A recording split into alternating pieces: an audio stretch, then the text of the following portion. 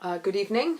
Continuing in the mode in which we've been going, we've been talking about the Torah portions that we would be reading if we were going to synagogue every Shabbat. We read a different section of the 5 books of Moses of the Bible, and so I'm going to continue. Took a break last week. Obviously, it was last Tuesday night was the end of Passover. And so now we're going to continue. I missed out what would have been read last week, which was the Parsha called Shemini, meaning the 8th day.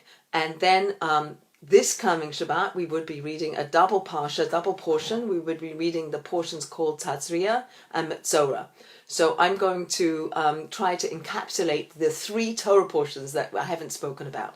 So last week was Shemini, and this coming week is the 2 Parshas called Tazria and Metzora. So I'm going to talk about them, but they have a theme that runs through them, and I think it's an interesting theme, and it's actually very appropriate to the days that we are living in now. And obviously everything can tie back to something that we can learn from the Torah sources, from this amazing guidebook to how to live that we've been given. So let's delve a little bit into some of the things that are swirling around with these 3 Torah portions. So let me just recap a little bit. Obviously, we've come through the whole Passover experience. We've come out of Egypt. We've come to Mount Sinai. We've received the Torah. We're now in the desert. God says, after the sin of the golden calf, if you remember, the Jewish people built this calf. They were very anxious that Moses hadn't come down with the Torah, with the 10 commandments. He hadn't come down at the time that they expected, and they asked Aaron the Kohen, Aaron the brother of Moses, to help them find some kind of intermediary that they could have between them and God. Moses, in their opinion, or in their thoughts, or in their fears, was not there, and so they had they included Aaron in their plans to help them build an intermediary. It turned out to be this calf, the golden calf, which Aaron continues to feel responsible for and feel shame about. So we're going to talk about that the shame that Aaron felt for being complicit with the Jews at that time, or with whoever it was, the rabble rousers that were part of the group that encouraged and needed and wanted to have some kind of intermediary between them and God. After the sin of the golden calf comes the instructions, all the instructions for how to build this Mishkan, to build this tabernacle that God says to the Jewish people, you build this tabernacle and do it precisely the way I tell you, do it this way with all of these measurements and exactitudes. It has to be done exactly right. And if you do it exactly right and you do everything as I tell you, you'll build the table, and there'll be a menorah, and there'll be the altars for sacrifices, and there'll be the Ark of the Covenant, into which will go the 10 Commandments that Moses brings down, the ones that he wrote the second time, and the ones that were shattered when he dropped them, or he threw them down, whatever, that those will go into the Ark of the Covenant, be in the center of this Mishkan, that all of these things will be done exactly as I tell you. And if you do that, what will happen is God's divine presence will descend and will live amongst you. So we talked about this. These are the previous Parshas, the previous Torah portions. I'm kind of bringing everybody up to speed because I see there's some new people listening. So that's where we are now. We're up to this 8th day. There were 7 days that led up. Everything was built. Everything was made as it was designed, as it was asked to be made. And Moses is the one that goes through 7 days of building and taking down, building and taking down, building and taking down the Mishkan, this tabernacle. And as you know, the Jewish people traveled throughout the desert for the 40 years that they were in the desert. And they moved depending upon when God wanted them to move. There was a cloud, there was fire that surrounded the Jewish people. And when the clouds would rise up and start to move, then the Jewish people would like get ready to move, and they'd start moving along, and they would disassemble the tabernacle and put it back together. And all along, God's presence would rest upon them, as evidenced by this fire that came down. This fire came down to say, yes, you've done it right. So Moses, at the beginning of last week's Torah portion, what's Moses doing? He's building and taking it down, building and taking it down. The mystics tell us that before God created this world, he created a world, destroyed a world, created a world, destroyed a world 7 times until he created this world, and the world that we live in. That's what the mystics teach us. And similarly, Similarly, Moses is constructing and deconstructing, and it's a lesson for us. Like we might try something and get it wrong. We might try something else and try again and then again and again. Like, don't give up. The measure of success is keep trying, keep doing, keep putting one foot forward, keep working. Like, we're never a finished product. We human beings are never a finished product. We're human doers. We're not human beings. Like, we keep moving. We keep that actually.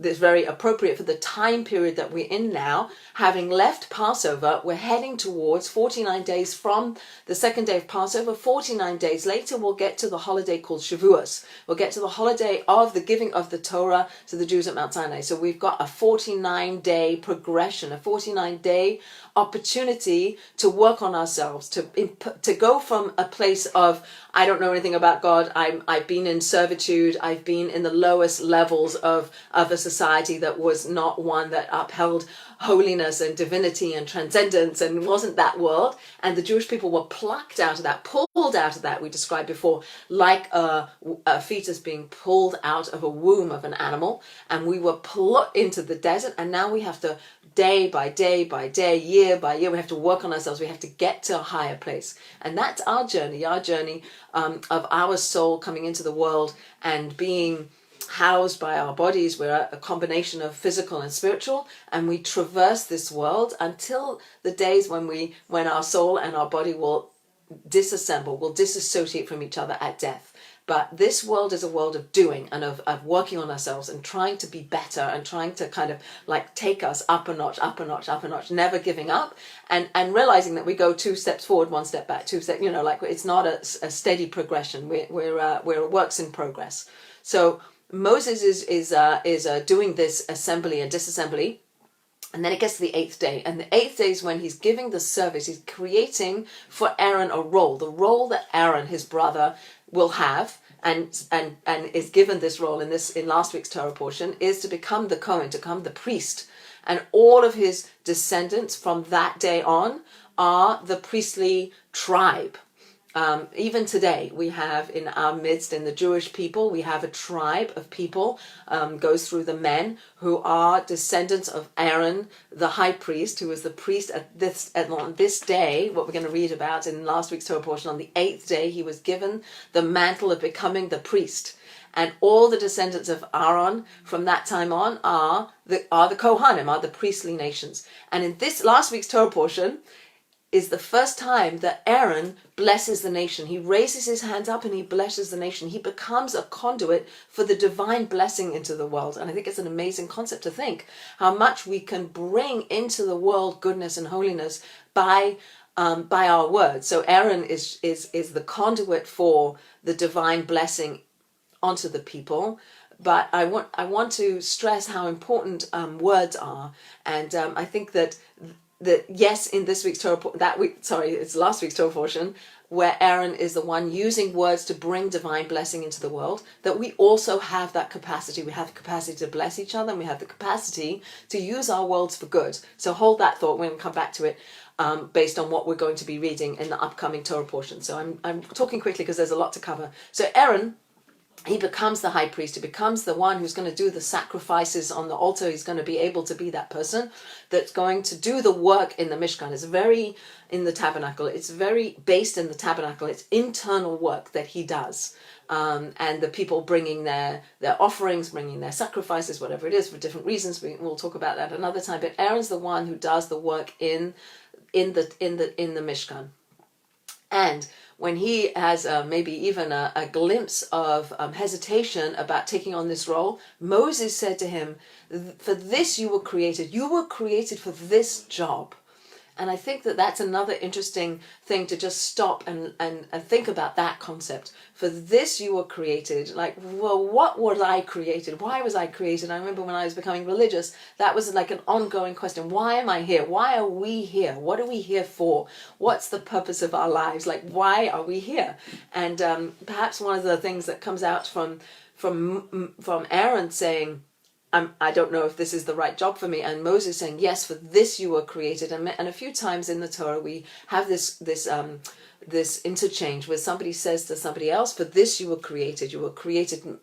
Queen Esther, when she's in the king's palace and she's enjoined by Mordecai to go and visit King Ahasuerus to save the Jewish people, and she's hesitant to go in, and Mordecai says to him, for this you were created. You were created for this moment. And maybe some of us can, in our lives, say, you know, like, this was a very pivotal time in my life, or this was something I did that was very important, and maybe for this I was created. I don't know, but definitely in this dimension of life, in this world that we live in now, you know, thousands of years after what we read about in the Torah, we still have this concept of, for this I'm created. What am I created for? Am I created to work on myself? I'm created to transcend myself out of the physicality and go into some kind of a transcendent understanding of the universe and the world and the existential nature of our existence. Like, it's for us to think about, and at the end of the day, some of it involves like a little bit paring away some of the physicality. We can get mired in our physicality and to sort of like elevate ourselves a little bit.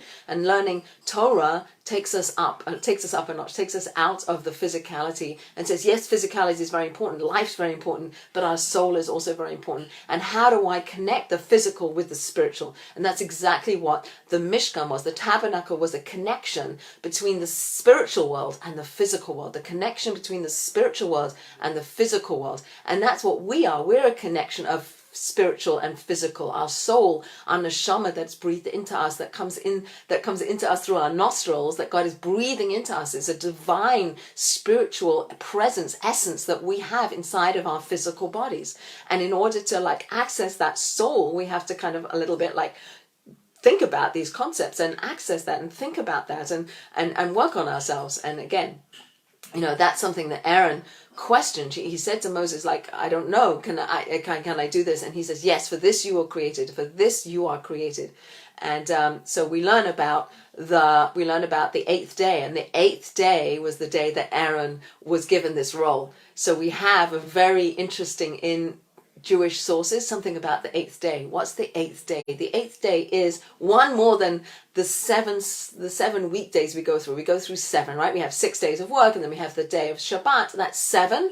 And then there's an eighth day. And the eighth day is beyond. It's a transcendent day. It's a supernatural day. It's a day that beyond the constraints of our time machine that we live within a time frame of 7 days make a week, right? We go around, we get 7 days a week, and then we start a new week.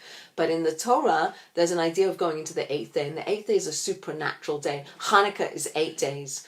The bris milah, and we also read about the circumcision that's done on a baby boy, is done on the 8th day. It's a transcendent day. It's the day beyond the normal, right? So when the tabernacle was consecrated, when it was finished, when it was time for the great, you know, the moment of, I'm now constructed the tabernacle exactly like God requested and told us how to do it. And now we've got Aaron the high priest, and he's coming and he's getting this job. And now the measure of success is, does God's presence descend from the heavens? And what happens is that on this day of the inauguration of the Mishkan, that Aaron is there and he comes and he does his service, and the divine presence comes down in the form of a fire. Heavenly fire comes down, and there's great celebration. And it's an amazing idea to think that at that time in the desert, people were able to actually understand and feel and know that God was there.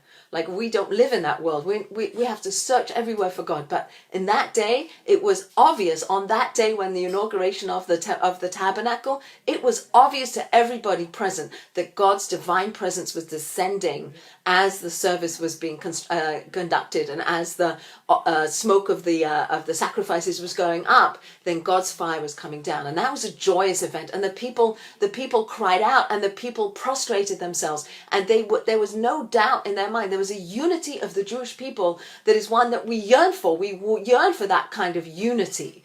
And again, this concept of unity is so important in our tradition. The idea that we are all one, that we're all part of each other, and we all need to help each other. We all need to work with each other.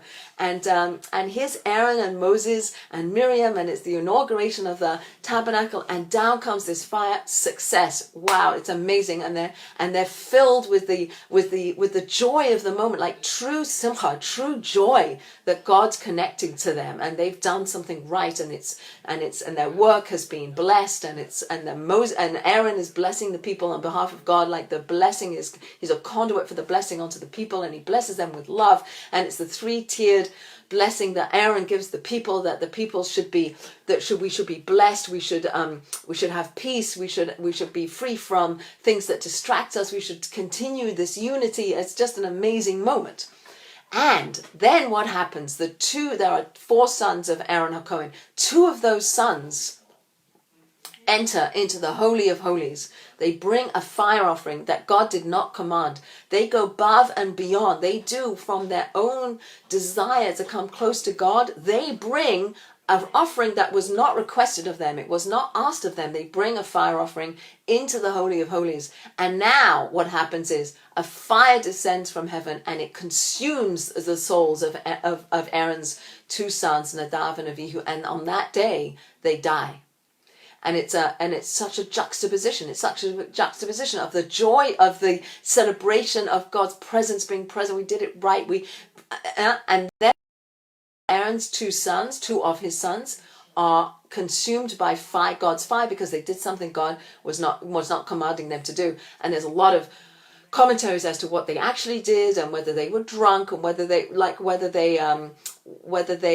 should have asked Moses what to do. And there's a lot of different commentaries about why they died, and I don't want to go into that because I actually want to get to this week's Torah portion. But one of the things that happens is that Aaron, the father of these 2 boys, they just died in his watch on the most joyous of events. His 2 sons died, and God says to him, you have to continue doing the service. You, Aaron, and your descendants represent love and life. And that's what you need to continue doing. So you need to continue doing. Right now, you can't mourn the loss of your sons. And it says in the Torah that Aaron is silent. It uses the word Aaron is silent. And again, like this leads to a lot of conversation about how to deal with death and how to deal with loss, and loss of our most beloved relationship are the people closest to you, your children. 2 of Aaron's children are consumed by fire. They die. And Aaron is silent. So, just to ponder how that, like, is it too big of a grief for him? Is he too wrapped up in the service that he's doing, that he can't kind of like hold these 2 realities at the same time? But like, how does Aaron, how do we interpret what it means when he's silent? So I'll leave that as an open question. And then when we grieve, in our day and age, we lose people and people are dying, and we're in an age where people are dying a lot, and we're faced with our fear of death, and how do we mourn? And we should mourn, and we do mourn, and we have things in our tradition as to how to mourn. It's very, very, very beautiful psychologically to help us process the loss of people that are nearest and dearest to us, or people that are very meaningful to us. We feel a hole in our hearts. We feel a loss that is the grief that we don't know quite how to express it, and it expressed through tears and through crying and through screaming and all these things. And Aaron's silent. So, he had a job to do, and he was in the tabernacle doing this job, and he couldn't. God says, don't, stay there, do that work, and later you can do what you need to do, but now you have to do this. Like, stay focused, do this. Yes, you can go home and cry later maybe, but now you have to be silent. And I don't know whether that's a model for us or not, but sometimes weeping, like, we can't even put it into words. Like, the grief is too beyond our capacity to bring it down and put it into words. Like, words don't do it justice. Like, it's an expression, it's an explosion, it's something. Or maybe Aaron was able to say, look, I'm so nothing. I'm so humble. I have no idea how God runs the world. But I also says Aaron, speculating perhaps from some of the things I've read, that Aaron's understanding that God runs the world and everything God does has a purpose and a reason and is for the good, the ultimate good. I might not recognize it, but it's the ultimate good. So what's interesting about Nadav and Avihu is that at the point where Moses goes up to receive the Ten Commandments, he goes up to get the Torah on Mount Sinai. He goes up, he starts walking up, and he starts walking up with the elders, and he walks up with the Nadav and Avihu. This was, prior to this incident. And Nadav and Avihu go with Moses up the mountain, and then they stop, and Moses continues on up. So Nadav and Avihu stay back. And they perceive some of the revelation of God. They see God on his heavenly throne, whatever that means. There's this sapphire brick under the throne of God, and they have a religious experience. They connect on some level to something much beyond their ability to understand, and it's so alluring. It's such a pleasurable experience. They want more of that. And one of the commentators speaks about Nadav and Avihu, that their, so to speak, crime when they brought an unasked for fire into the Holy of Holies was that they were seeking religious experience. They were seeking transcendence. They were seeking a connection to God. The problem was that they did it without the proper,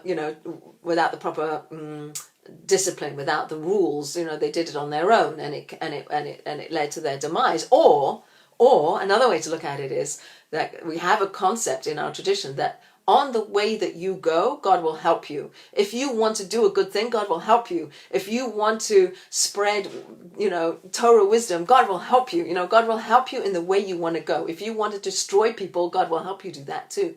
Sometimes, maybe not. So Nadav and Avihu wanted that religious connection. They wanted to have a divine experience, a transcendent experience. They wanted it so badly, God helped them. And the ultimate divine experience was for their souls to leave their bodies and to ascend up into the higher realms. So death on some level, we'll talk about Nadav and Avihu, but that's how we see death in this day and age also, is the release of the soul from the body. So when Nadav and Avihu are consumed by fire, because they had a desire to come close to God, they wanted a transcendent experience, they wanted to go beyond their physicality. God says, I'll help you, I'll bring you up here, I'll take you out of your bodies. And they died. On that day they died. Just as a sidebar comment, I've been hearing such sad stories of people dying of the COVID and dying alone. And everybody, it's so tragic, and I can't even do any justice to speak about it, but we all know that it's happening. And we also know that because of COVID and because of our fear of contracting COVID, that people are dying without anybody around their bedsides, without anybody there to say goodbye to them. And some of the things that I've been learning that might address this lack that we feel we have when we're not with somebody who's dying. In our tradition, we have a sense that God comes and he brings the soul. He brings the soul up into the higher realms. So yes, there might not be physical people in this world next to the person who's deceased, but God is coming down and coming down. God is there. God is around the sick person. We have an idea that the Shemini, the feminine divine presence, descends upon a sick person, which is another reason why it's important for us to visit sick people. That we enter into divine space. There's a divine space that is around a sick person.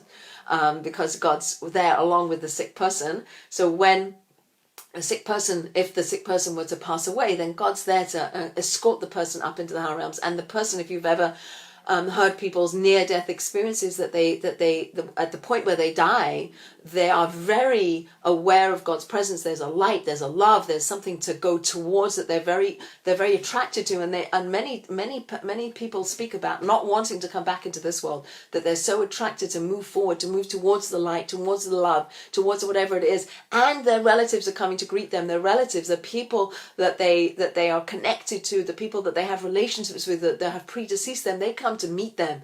So we, on this physical side of the petition, say, yes, it seems like the person's alone, but if you take it into a bigger picture, they're not really alone because their loved ones are coming to meet them, and God himself, I don't really want to use a him and a her, maybe herself, because it's a Shekhinah, is there to escort the person, so that to go into the spiritual realm, the soul is happy to be released. It's the people left behind who are mourning, and we do mourn, and that's very appropriate. But the soul is moving on and moving into a different realm. So that's that. So that's Shemini. So Shemini, last week's Torah portion, had this whole inauguration on the 8th day, on this supernatural day.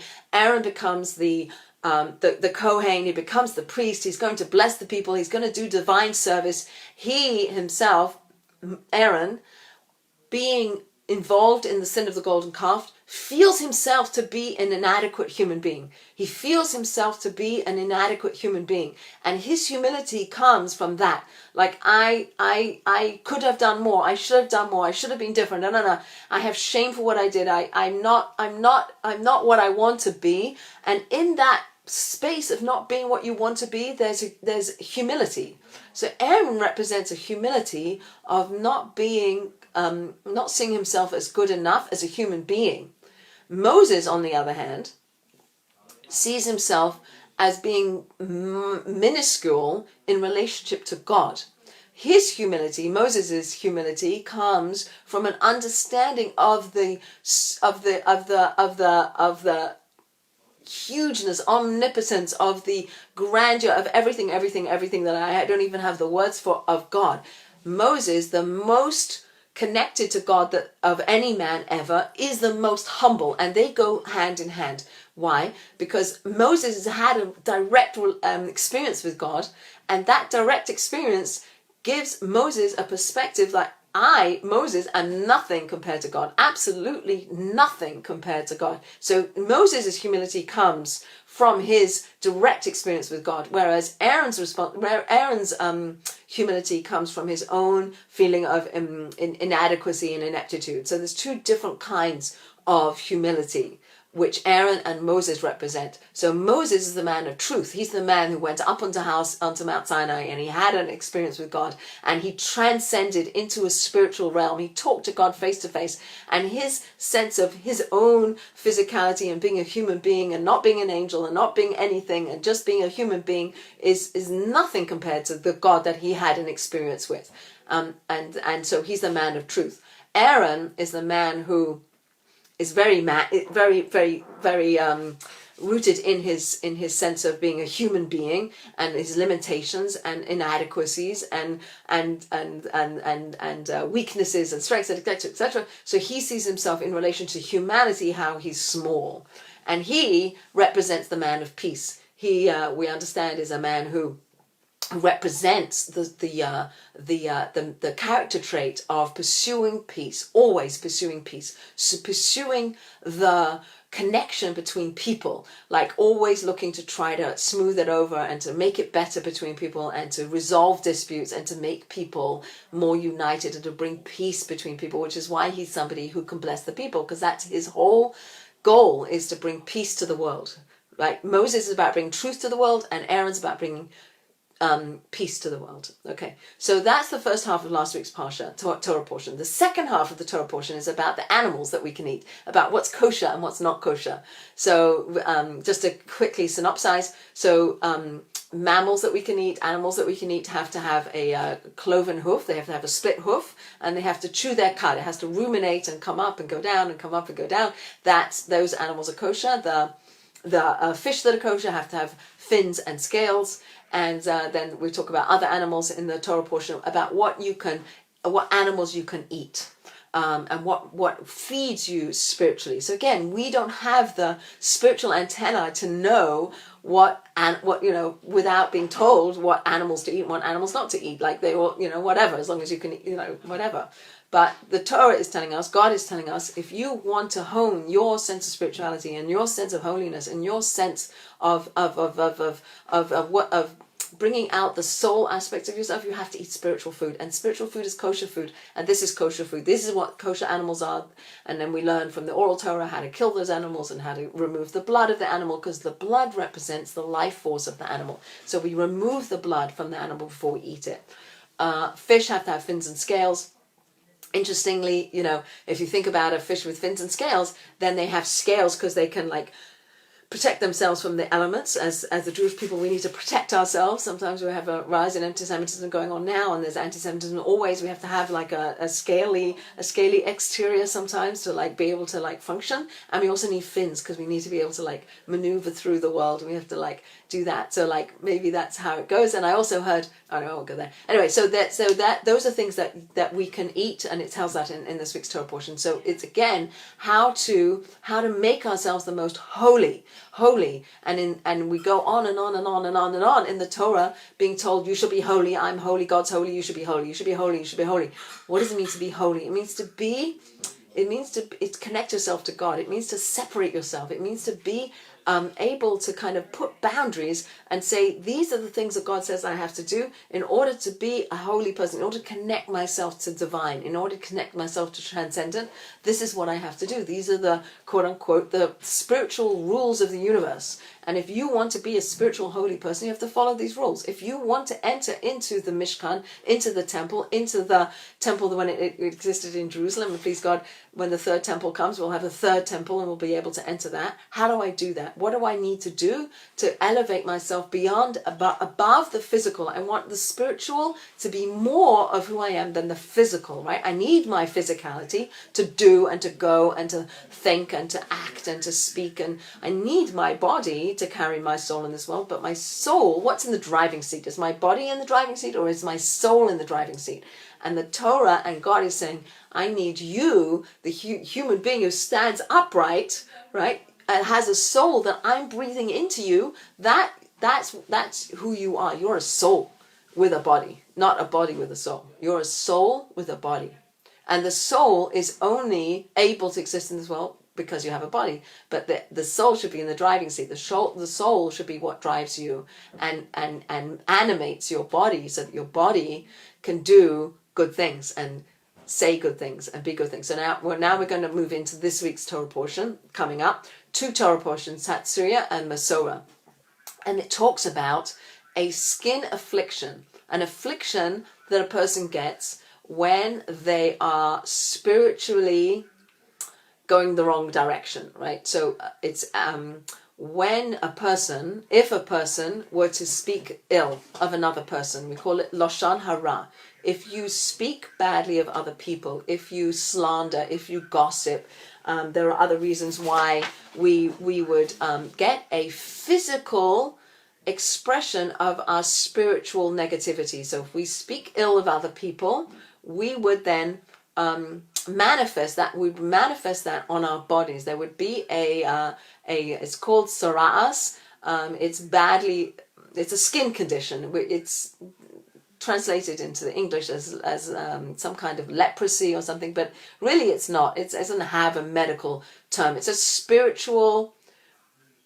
If a person is too arrogant, if a person speaks ill of another person, if a person's really off track, stealing or these other things, then a person is afflicted with this condition called sara'as, and that person then has this skin condition, and it's called a nega. There's the skin condition that they have, and they would go to the Kohen. They would go to our friendly Aaron and his descendants, and they would say, diagnose me. What is wrong? What is this? And Aaron is the one. Aaron, our epitome of 2 things. One is he's the peacemaker. He wants there to be unity between people, and he's also the one who has sinned. He's the one who did this sin of the golden calf. He sees that in front of him always. He's always aware that he did a sin. And actually, I want to read you something I thought was really awesome. If I can find it. Yeah. Oh no, maybe I can't find it. Oh, yes, I can find it. So why it is that Aaron chose to be the one, Aaron and his descendants, that the person who's concerned with this skin affliction goes to be diagnosed. Why Aaron? Because Aaron was complicit, was involved with the sin of the golden calf. So I was just I don't actually know the source of it. I took this a while ago. Remember how I said, when Moses says to Aaron, for this you were chosen. You were chosen to be the high priest. You were chosen to be the one to whom people who've spoken Lashon Hara, people who've spoken ill of other people, they have to come to have their skin affliction diagnosed. Right? The task of a high priest is to atone for people's sins. It was his role on Yom Kippur to confess the wrongs and failings and to ask for forgiveness. Because you, Aaron, know what sin is like. You know what it is to feel guilty. You, more than anyone else, understand the need for repentance and atonement. You have felt the cry of your soul to be cleansed, purified, and wiped free of the stain of transgression. What you think of as your greatest weakness will become, in this role you are about to assume, your greatest strength. Isn't that amazing? Like the things that we do sometimes, we say, oh, I wish I hadn't done that. Like, that's such a weakness. And yet we can turn it around and it can become our greatest strength. Better by far to know you are imperfect than to believe you are perfect, right? When none of us are perfect, let's embrace that. Let's know that. Let's understand that. And let's try to work to improve ourselves. And in the things that we know that we've done wrong and we feel ashamed of, let's try not to do that again. But let's also be more compassionate to other people. God loves us and believes in us despite and sometimes because of our imperfections. Our weaknesses make us human. Wrestling with them makes us strong. Our weaknesses make us human. Wrestling with them makes us strong. So here's Aaron wrestling with the greatest of sins, of this golden calf, of idolatry, and he's wrestling with that. And in that wrestling, he becomes the Babel to have compassion for people who come to him and they say, "Is this a nega? Is this the Metzora? Is it?"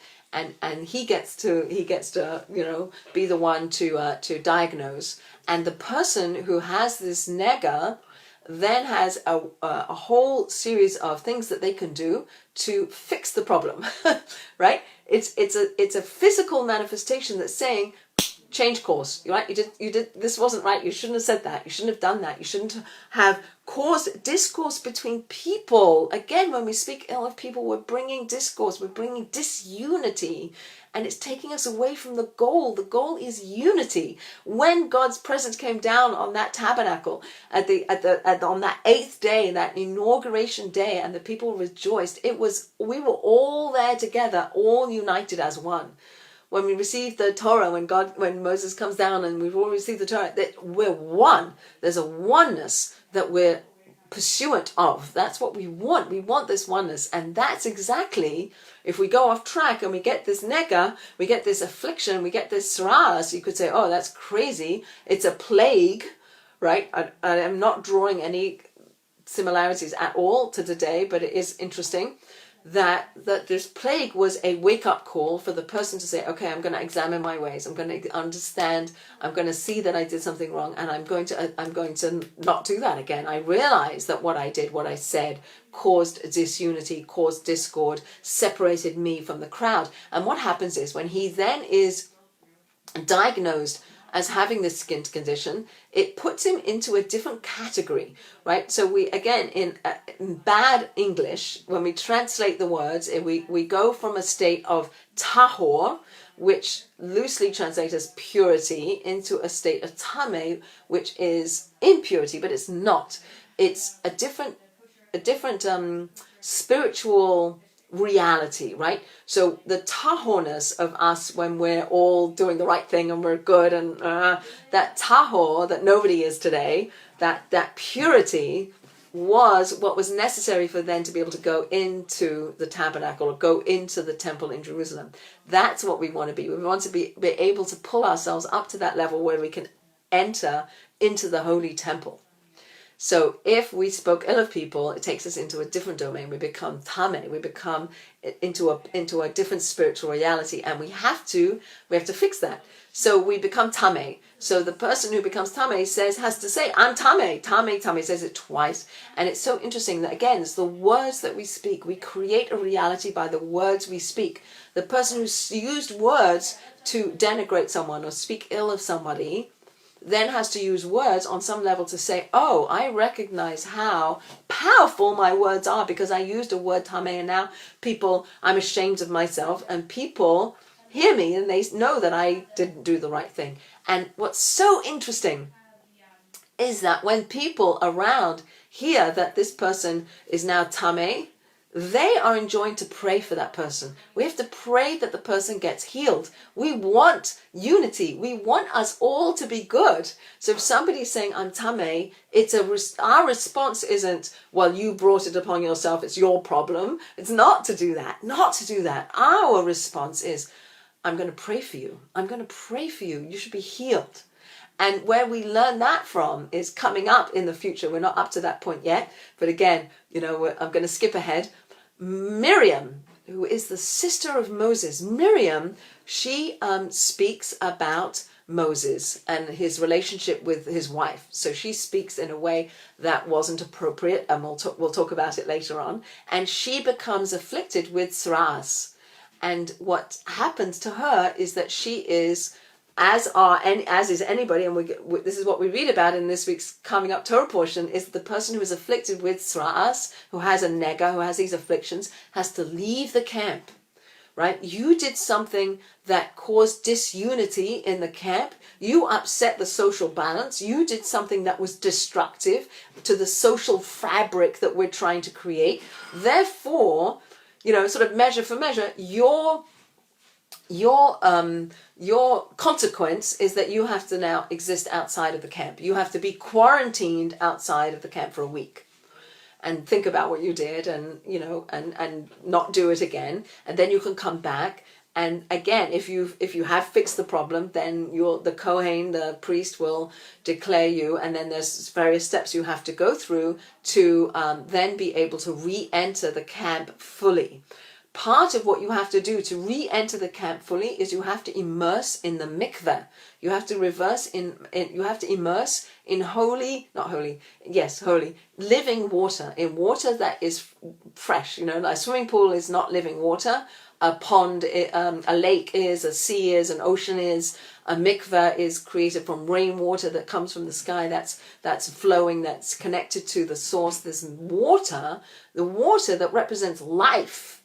Water that represents life is what you need to go through to come out and be reborn, and to come out and be considered tahor, be considered able to re-enter the camp and ultimately go into the Mishkan or go into the tabernacle and reconnect yourself back to God, because you've done the necessary steps to bring you there.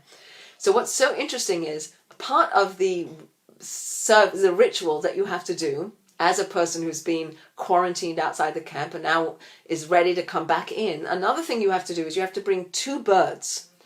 You have to bring 2 doves. And what's so interesting about a dove, turtle dove, is that they are absolutely loyal. Apparently they only mate with the same partner. They don't have lots of partners. They enter into a relationship with another dove, and they have that relationship their whole life. They're loyal. So we bring these doves. So there's 2 doves that you bring. So one dove is slaughtered, and the blood, the life force of that dove then gets mixed with mayim chayim, with living water. It gets mixed together, and that's then sprinkled on to the forehead and the hand of the person who's now re-entering, who did have the tzraas, did have this physical manifestation of a spiritual ailment. Coming back into the camp has to be sprinkled with the water that's mixed with the blood from this dove that was sacrificed or slaughtered, along with a cedar, a hyssop, which is a lowly plant, a cedar, which is a tall tree, it's cedar wood, hyssop, and a crimson thread. That those are dipped into the water and the blood mixture and sprinkled onto the forehead and the hand of the Metzora, of the person who's now cured, so to speak, of his spiritual ailment and is now coming back into the camp. So we're taking mayim chayim, we're taking living water, we're taking something that represents life, and we're saying, okay, you've now done your spiritual work. That nega that you had is being cured. You've cured yourself. You did the necessary work outside the camp. Now you can come back in, and we're going to sprinkle you with living waters. You're going to shave your hair. You're going to go into the mikveh. You're going to reborn, ready to enter the camp, right? So we still have mikveh today.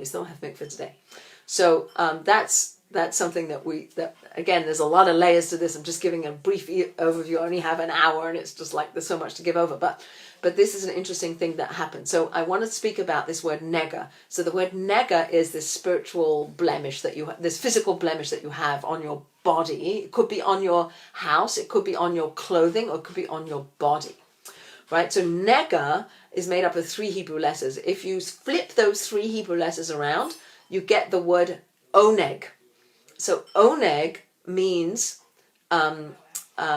pleasure, of joy of Shabbat. Oneg Shabbat is joy of Shabbat, is a pleasurable experience.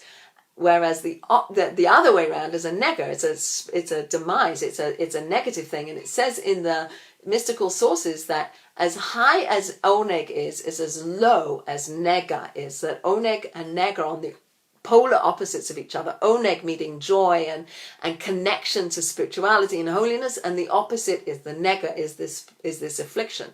And the letter ayin, which represents your eye, right? In a nega, it's at the end of the sentence, right? It's not the predominant thing that is driving you, right? When you speak ill of someone, the eye that you use, maybe you're not using a good eye, you're using an evil eye. It's the end of the word. Whereas an oneg has an ayin at the beginning, representing, says the spiritual sources, representing the good eye, the eye that looks for the cup half full, the eye that looks at each other for the good.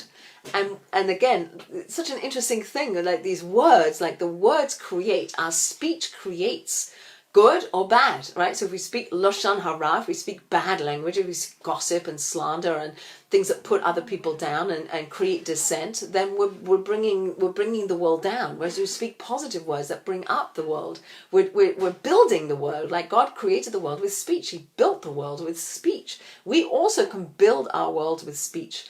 And the 2 doves represent the words that we use, because birds chitter chatter chatter. Apparently that's why the bird was one of the reasons why it's given, why we use birds for this procedure to bring us back into the camp. The bird that was slaughtered was the bird that spoke ill of people, and the bird that is not slaughtered, is eventually then let go, is the bird that represents the chittering chattering of the good language that we didn't say. So there's sort of 2 aspects to what we today, and back then too, how we can use our words, right? We can use our words to elevate the world, or we can use our words to bring it down. And so the lashon hara, the evil language, that was the bird that was slaughtered, and the bird that was let go represented the language, the positive language that we didn't say. And I can't remember, I think I read it from Rabbi Sachs, that he suggested that one of the things that maybe we can do while we're in quarantine, who are we in quarantine with? That those people are really the people against whom and with whom we're interacting in very close quarters, and we have to learn how to get on with those people, and we have to work on ourselves, and it's really bringing a lot out. But maybe an exercise could be, says Rabbi Sachs, every day say something to the people you're living with. Each person, say something good to them about them, like build them up, say good things to them about them, right? It's easy for us to say, oh, this person, and get down and be negative, but maybe we could use this opportunity to find the good and look for the good, and use the oneg, the ayin at the beginning, and bring joy into our home by looking for the good in each other and saying the good things about each other and saying it to the person and build them up. Like how much we can create and build by building each other up. And again, knowing that this period between Passover and the next holiday of Shavuot, when we receive the Torah, represents building blocks that we can bring. 49 days when we went from coming out of Egypt, when we were in the lowest spiritual level, to getting to the highest spiritual level when we were ready to receive the Torah, receive the 10 Commandments from Moses on Mount Sinai. 49 days in between those two events is what we're in now. We're building ourselves day by day with different spiritual energies being in existence. And today represents the energy of Hod. Hod and Gevura. So again, these are terms, but Hod means humility and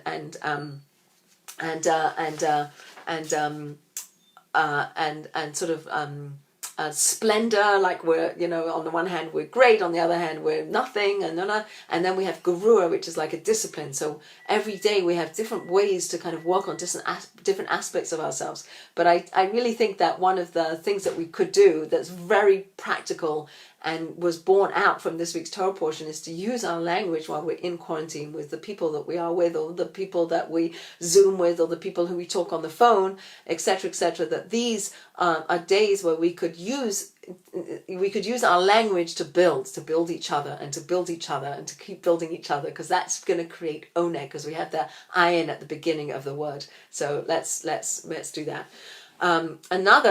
Another way of looking at these words is that tzara'as, that this skin affliction that we're afflicted with if we speak ill of each other, that the tzara'as, it also has the letters that when they're rearranged into the word atzeres, like Shemini atzeres, like it's the assembly, that we're assembling a group, we're coming together as one, and the tzara'as is a disassembling. So again, like there's two sides. We live with this paradox. On the one hand, we can create disunity very easily, and at the same time we can create unity. So where's our eye? What are we looking to do? What are we looking to create? How are we looking to move forward into the next day, tomorrow, the day after, instead of looking like way into the front? That's just today and tomorrow. Like, how am I going to build? How am I going to build? And how am I going to count these days till I get to the 49th day? Like, where am I going to be in 49 days? Where am I going to be in one day? Where am I going to be tomorrow?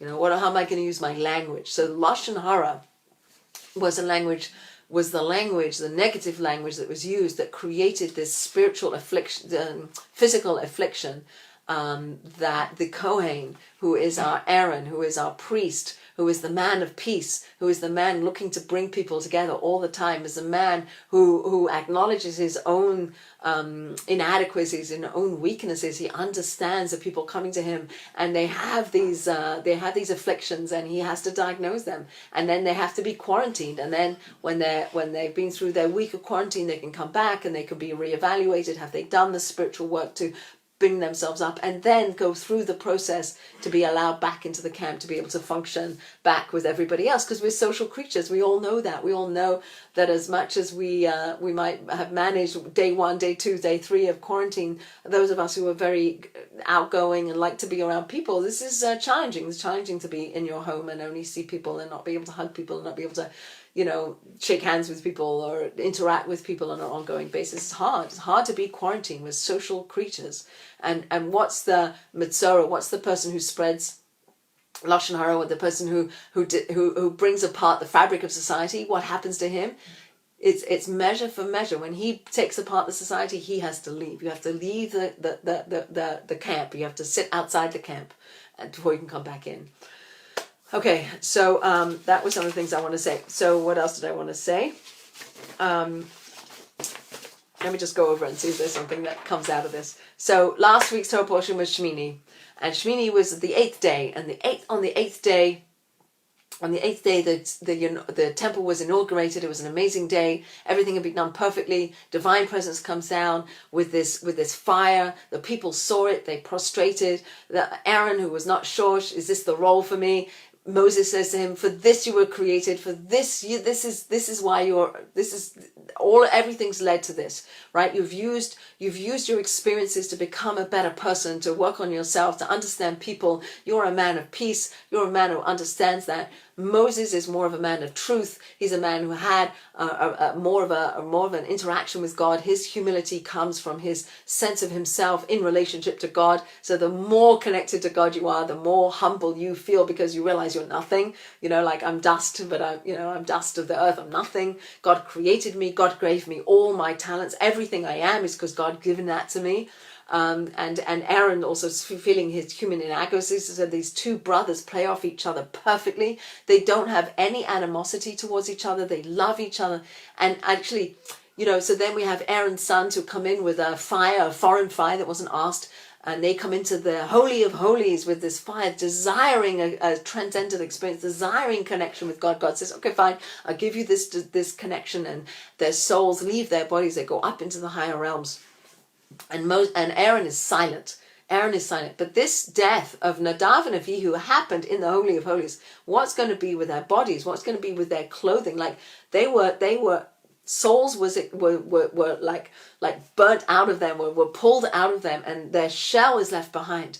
And it's not Aaron's other brothers who pull the dead brothers out of the Holy of Holies. It's cousins. The cousins are chosen to come and take out the bodies, which is very interesting. Like, why the cousins? Why not the nearest of kin? Why not the brothers? Why not Aaron himself?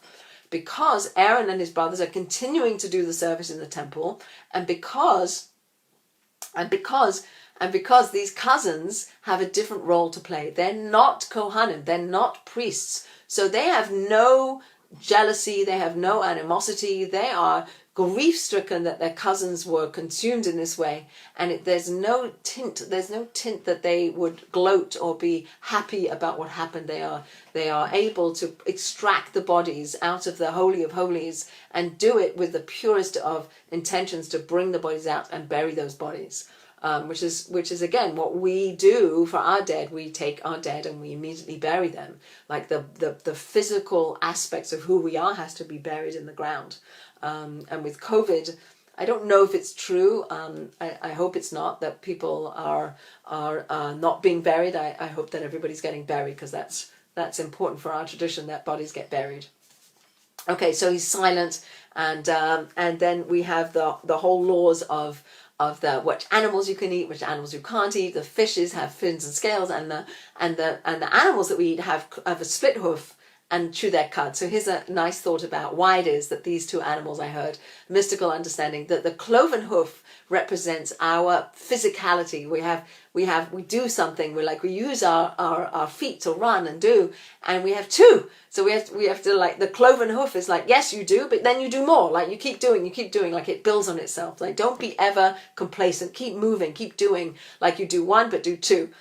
And then that's on the external. And then internally, we have this rumination. The animals, they chew their cud, they swallow something and they eat it, and then it comes back up and they chew it some more and they swallow it again, and there's rumination that goes on, and that rumination is something that also we spiritually have to do.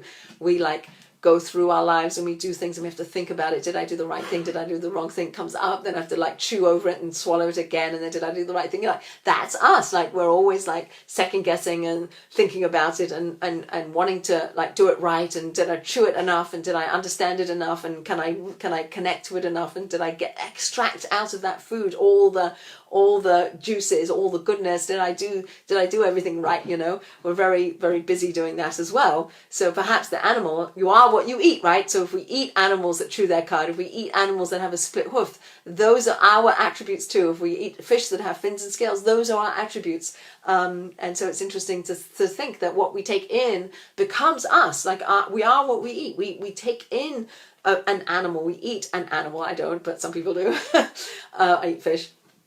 You take it in, it becomes you. That's what animates you, and then you become. So it's God says to be holy, to work on your spirituality, to be able to have a connection to divine energies, spirituality, transcendence. Then these are the foods that you can eat, and these are the foods you can't eat, and it's all delineated here. So that's what goes into your mouth. And then in the next two parshas, which we're coming up to, we read about what comes out of our mouths, right? What goes into our mouths, what we eat, but what comes out of our mouths. What do we speak? How do we speak? What's the language we're using? Are we using language with an ayin, with a good ayin, with a good eye? Are we using language with a bad eye? Are we caught up with jealousies and arrogance? And can we get rid of our ego somewhere in there? Get rid of that, or recognize, yes, I have talents. I have things that God gave me and things that I have to do. For this I was created. What is it that I'm created for? What are my talents? Where do they come from? Why do I have them? Why am I in this family? What is this family teaching me? What are these people that I'm living with teaching me? What can I say to them? How can I use my language to build up?